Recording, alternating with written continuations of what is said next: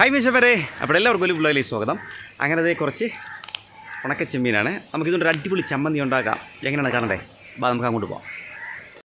അങ്ങനെ മിഷന്മാരെ, ഞാൻ ആദ്യം ഒരു ചീനച്ചട്ടി അടുപ്പൊക്കെ സെറ്റ് ചെയ്തു, അടുപ്പത്ത് വെച്ച് കേട്ടോ, തീയൊക്കെ കത്തിച്ച്. അപ്പോൾ ചട്ടി നല്ല ചൂടായി കേട്ടോ. അപ്പോൾ നമ്മളെന്തായാലും നമ്മളെ ചെമ്മീൻ പാക്കറ്റ് ഉണക്ക ചെമ്മീൻ്റെ പാക്കറ്റ് ഞാനത് പൊട്ടിച്ചു നമ്മുടെ ചീനച്ചട്ടിയിൽ ഇട്ട് കൊടുത്തിട്ടുണ്ട് കേട്ടോ. ഇനി നന്നായിട്ട് നമുക്കൊന്ന് ഇളക്കി കൊടുത്തുകൊണ്ടേ ഇരിക്കണം കേട്ടോ. അപ്പോൾ ഇതിനെക്കാട്ടി നമ്മളിപ്പോൾ കാണുന്നത് ഒരു ബ്രൗൺ കളറാണ്.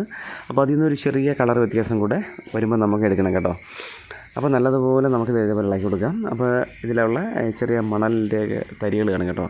അപ്പോൾ അതൊക്കെ ഉണ്ടെങ്കിൽ കംപ്ലീറ്റ് ആയിട്ട് നമുക്ക് അടിയിൽ കിടക്കുകയും ചെയ്യും. നമുക്ക് അതിൽ നിന്ന് മാക്സിമം നമ്മളെ ചെമ്മീനെ മാത്രം എടുത്ത് നമുക്ക് എടുക്കാം കേട്ടോ. അപ്പോൾ മണൽ ബേസ്റ്റ് അടിയിൽ അങ്ങ് പോവുകയും ചെയ്യും. അപ്പോൾ എന്തായാലും നമ്മൾ ഐറ്റം ഏകദേശം റെഡി ആയിട്ടുണ്ട് കേട്ടോ. അപ്പോൾ നമുക്കിനി ഇതിലേക്ക് അടുത്ത് വേണ്ടത് തേങ്ങയാണ് കേട്ടോ. അപ്പോൾ തേങ്ങ ഞാൻ കുറച്ച് നല്ലപോലെ ചിരകി സെറ്റ് ചെയ്തിട്ടുണ്ട്.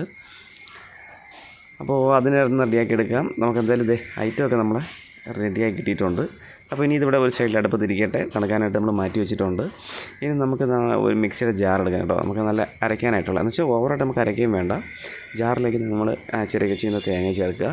അതിനുശേഷം 2 ഉള്ളി കേട്ടോ, ഉള്ളിയോ കുഞ്ഞു സവാളയോ എന്തായാലും ഇട്ടാൽ മതി, വേറെ വിഷയമൊന്നുമില്ല. പിന്നെ മുളക് പൊടി, ആവശ്യത്തിന് ഉപ്പ് കൂടെ ചേർത്ത് നമുക്കൊന്ന് വെച്ചാൽ നന്നായിട്ട് അരയ്ക്കാത്ത രീതിയിൽ നമ്മൾ സാധാരണ ചമ്മന്തിക്ക് എടുക്കുന്ന ആ ഒരു വരും കേട്ടോ. ഇനി നമുക്ക് ഇതിലേക്ക് നമ്മൾ വറുത്ത് വെച്ചിരിക്കുന്നത് അല്ലെങ്കിൽ നമ്മൾ റോസ്റ്റ് വെച്ചിരിക്കുന്ന നമ്മളെ ചെമ്മീനെ കൂടെ ഇട്ട് നമുക്കൊന്ന് അരച്ചെടുത്ത് കഴിഞ്ഞാൽ നമ്മൾ ഐറ്റം റെഡി ആയിട്ടുണ്ട്. അപ്പോൾ ഞാൻ എന്തായാലും ഇതിലൊന്ന് അരച്ച് കാണിച്ചു തരാം കേട്ടോ. അപ്പോൾ നമ്മൾ പ്രത്യേകിച്ച് ഇങ്ങനെ എടുക്കുന്ന സമയത്ത് ശ്രദ്ധിക്കണം. അതായത് നമ്മുടെ ഈ ഉണക്കച്ചെമ്മീനിൽ മണലിൻ്റെ അംശം കൂടുതൽ കാണാൻ ചാൻസ് ഉണ്ട്. അപ്പോൾ അതെല്ലാം നോക്കി ക്ലിയർ ചെയ്തെടുക്കുക. അങ്ങനെ നമ്മൾ മിക്സിയിൽ വെച്ചത് ബാക്കി നമ്മളെല്ലാം കൂടെ ഒന്ന് റെഡിയാക്കി എടുത്ത് അപ്പോൾ ഈ ഒരു പരുവത്തിന് കിട്ടി കേട്ടോ. എൻ്റെ പൊന്നു വെച്ചാൽ നല്ല അടിപൊളി ടേസ്റ്റാണ്.